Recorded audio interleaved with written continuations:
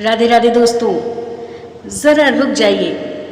आज मैं आपको एक बहुत पुरानी पर बेहद गूढ़ बात सुनाती हूँ। यह कोई साधारण कहानी नहीं है।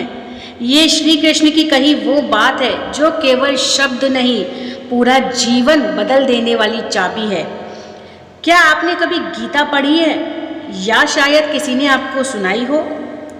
क्या आपने कभी यह श्लोक जिसका अर्थ यह है, जिसने अपने मन को जीत लिया उसका मन उसका मित्र बन जाता है, और जो अपने मन का स्वामी नहीं बन पाया उसके लिए वही मन सबसे बड़ा शत्रु बन जाता है। अब जरा रुकिए और सोचिए, दुनिया आपको क्या सिखाती रही कि कौन है आपका दुश्मन। लोग आपको सिखाते हैं आपके दुश्मन बाहर हैं, कोई व्यक्ति है, कोई हालात है, कोई विफलता है।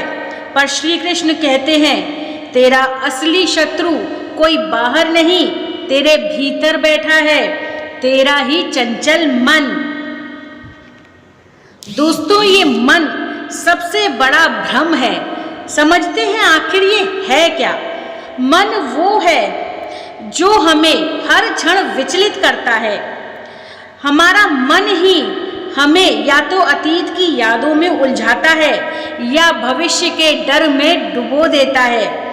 कभी आप सोचते हैं काश मैंने ऐसा ना किया होता, तो कभी सोचते हैं अगर आगे ऐसा हो गया तो। लेकिन ये सब आपका मन करता है। मन आप नहीं हो, आप तो आत्मा है, पर मन ने आपको पकड़ में ले लिया है। मन क्या चाहता है? मन चाहता है आराम, इच्छा, भटकाव, मोह और सबसे बढ़कर आपको आपसे ही दूर रखना। जब मन नियंत्रण से बाहर हो तो क्या होता है? जब हमारा मन हम पर हावी होता है तो हम क्या करते हैं? आलस बढ़ जाता है, हम डर से भागने लगते हैं, हम गुस्से में रिश्ते तोड़ देते हैं, हम लालच में सही गलत भूल जाते हैं, और फिर हम खुद से ही कहते हैं क्या मुझसे कोई गलती हो गई? पर ये सब करने वाला हम खुद नहीं थे, वो हमारा मन था जिसने हम पर विजय पा ली थी और जो हमसे ये करवा रहा था। अब आप समझ रहे हैं ना? श्री कृष्ण ने यूं ही नहीं कहा कि जिस पर तेरा मन जीत जाए वही तेरा शत्रु है, क्योंकि उस क्षण तू खुद का नहीं रह जाता। जीत और हार हमेशा भीतर होती है। श्री कृष्ण ने हमें ये समझाया है। लोग समझते हैं कि जीत बाहर की चीज है, प्रतियोगिता, पैसा, सफलता, पर असल जीत तो भीतर होती है। जब हम एक मुश्किल निर्णय लेते हैं, जब आप मोह से ऊपर उठते हैं, जब आप डर के बावजूद आगे बढ़ते हैं, जब आप अपने मन पर विजय पा रहे होते हैं। ये लड़ाई आपको कोई नहीं दिखा सकता, पर यही लड़ाई सबसे महत्वपूर्ण है। और जब ये जीत होती है तब ही मन आपका मित्र बनता है। तो सवाल उठता है, मन को कैसे जीतें? कैसे अपने मन पर विजय पाई जाए? तो सुनिए, श्री कृष्ण ने मार्ग बताए हैं। सबसे पहला मार्ग है स्वधर्म को जानना, यानी कि तू कौन है, तेरा उद्देश्य क्या है। जब तू अपना स्वधर्म पहचान लेता है तब तेरा मन भटकना बंद कर देता है। दूसरा है अनासक्ति। इच्छा तेरे मन की सबसे बड़ी ताकत है। उसे देख, पहचान और फिर उसे जाने दे। तीसरा है नित्य अभ्यास, यानी कि ध्यान, प्रार्थना, योग, मौन, ये सब मन को प्रशिक्षित करते हैं। चौथा है साक्षी भाव। जब विचार आए तो आप उनसे चिपके मत, उन्हें रोकने की भी कोशिश मत करें, केवल देखें। विचार तो हैं पर आप नहीं हैं। आप विचारों के मालिक हैं, गुलाम नहीं हैं। जैसे समुद्र की आती जाती लहरें, आप लहर नहीं हैं, आप साक्षी भाव से समुद्र की आती जाती लहरों को देखते हैं, ऐसे ही अपने भीतर आते जाते विचारों को साक्षी भाव से देखना है। विचारों में डूबना नहीं है, विचारों को खुद नहीं समझ लेना है कि ये मैं ही हूँ। एक कहानी जो कि मन की है वो मैं आपको सुनाती हूँ। एक बार एक युवक मेरे पास आया, बोला मैं हर बार आलस में हार जाता हूँ, मुझे लगता है मैं कुछ भी नहीं कर सकता।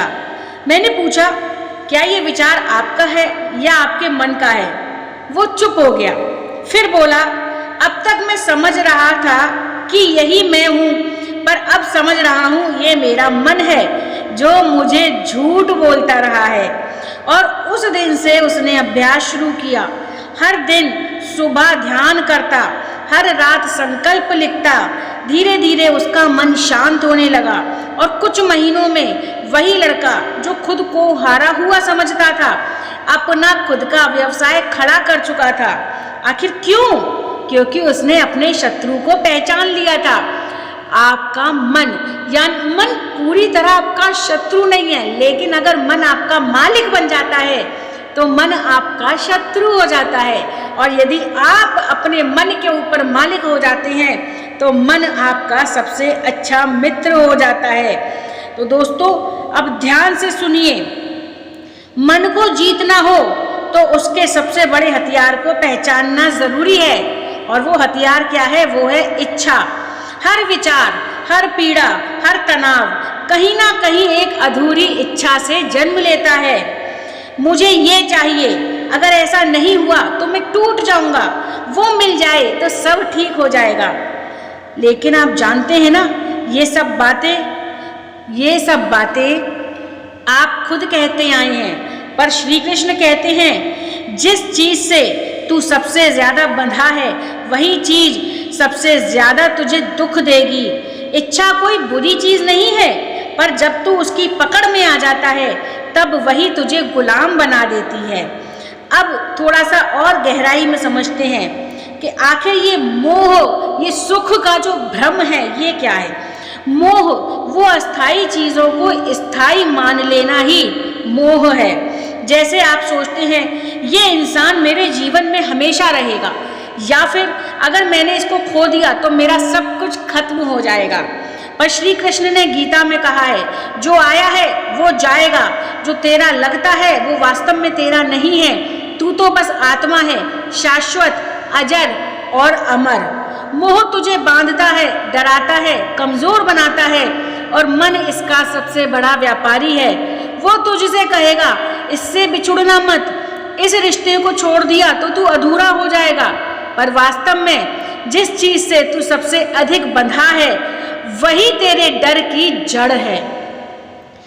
जब महाभारत में अर्जुन के अंदर भ्रम पैदा हुआ तब श्री कृष्ण ने ही उसको दिव्य दर्शन देकर समझाया। तो श्री कृष्ण ने कहा जरा कल्पना कर, अर्जुन जैसा महान योद्धा भी एक दिन युद्ध भूमि में खड़ा होकर हिल गया, उसका मन उस पर हावी हो गया। उसने कहा हे माधव, मैं ये युद्ध नहीं लड़ सकता, मेरे अपने ही इस पार उस पार हैं। तो श्री कृष्ण ने क्या कहा सुनिए, हे अर्जुन, ये तुझ पर शोभा नहीं देता, यह तो कमजोरी है, यह मन की कायरता है, आत्मा की नहीं। श्री कृष्ण ने अर्जुन को युद्ध जीतना नहीं सिखाया, उन्होंने उसे अपने मन को जीतना सिखाया। क्योंकि जब अर्जुन ने अपना भ्रम दूर किया तब वह अपने स्वधर्म पर अडिग हुआ, तब ही वह विजयी बना। और यही आपको भी करना है, अपने ही भीतर के अर्जुन को जगाना है। अब मैं आपको एक गहरा रहस्य बताती हूँ। लोग कहते हैं मन को मारो, पर श्री कृष्ण ये नहीं कहते। वो कहते हैं मन को शत्रु नहीं साधन बनाओ, उससे युद्ध नहीं संवाद करो, उसे मारो नहीं उसे प्रशिक्षित करो। यानी कि जो लॉ ऑफ अट्रैक्शन में समझाया जाता है ना, ट्रेन योर माइंड, ये नहीं कहते कि अपने मन से शत्रुता कर लो, नहीं, कहते हैं इसको ट्रेंड करो। लेकिन ये तो हमें हमारे श्री कृष्ण ने हजारों साल पहले ही समझा दिया था। लेकिन जैसे ही आप उससे कहोगे हाँ मैं तुझे सुन रहा हूँ, पर तेरे अनुसार नहीं चलूंगा तो मन विद्रोह करेगा। मन को जितना दबाने की कोशिश करोगे वो उतना ही विद्रोह करेगा।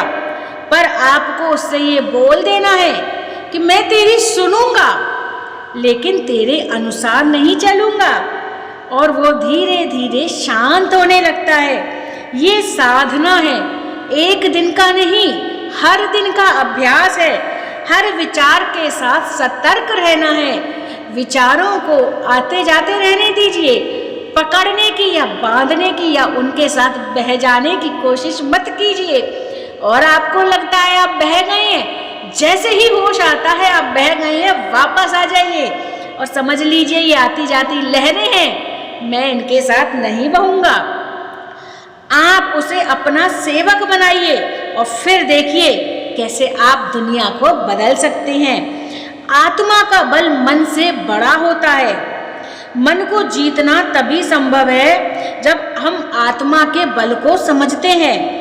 जब हम ये सोचते हैं कि हम केवल शरीर हैं, एक नाम है, एक पहचान है, तब हम मन में फंस जाते हैं। लेकिन श्री कृष्ण बार बार कहते हैं तू कभी मरा नहीं है, तू जन्मा भी नहीं है, तू आत्मा है जो ना जल सकती है, ना कट सकती है, ना मिट सकती है। जब तू ये समझ जाता है तो मन की पकड़ ढीली होने लगती है। फिर ना तो भय बांधता है और ना ही मोह। अब लोग बाहरी संघर्षों को जीतने में तो लगे हैं, पद, धन, सम्मान, रिश्ते, सब कुछ पाने की होड़ में। पर श्री कृष्ण कहते हैं जिसने अपने मन पर विजय पाली उसने संसार को जीत लिया। जो भीतर स्थिर है वही बाहर संपूर्ण है। यही गीता का मूल है, यही जीवन का सार है। अब आप जान चुके हैं आपका असली शत्रु आपका अनियंत्रित मन है। अब आपको क्या करना है? रोज कुछ समय मौन में बिताना है, अपने विचारों को देखना है, उनके पीछे भागना नहीं है। एक सच्चा संकल्प बनाना है, मैं अपने मन का स्वामी हूँ। और जब मन भय दिखाए तो आत्मा से कहना मैं तुझसे बड़ा हूँ। हर दिन ये अभ्यास करना है और फिर देखना शांति, शक्ति और स्थिरता आपको अपने अंदर ही मिलने लग जाएगी। और अंत में श्री कृष्ण की यही आवाज आपके भीतर से बोलेगी, हे आत्मन, जिस पर तेरा मन जीत जाए वह तेरा शत्रु है, पर जिस दिन तू अपने मन को जीत लेगा वही दिन तेरा सच्चा जन्मदिन होगा।